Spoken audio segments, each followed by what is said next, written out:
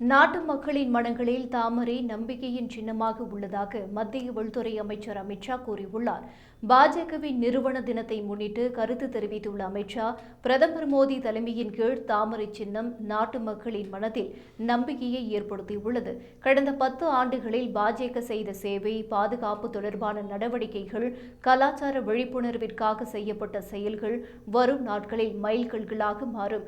குறிப்பாக 370 சட்டம் ரத்து செய்தது, அயோத்தியில் ராமர் கோவில் கட்டுவதற்கான முன்னெடுப்பு உள்ளிட்டவை பாஜகவின் மிகப்பெரிய சாதனைகளாக உள்ளன. ஏழைகள், பெண்கள் மற்றும் ஒடுக்கப்பட்டவர்களின் நலன்களை பாஜக எப்போதும் உறுதி செய்துள்ளது என்று தெரிவித்தார்.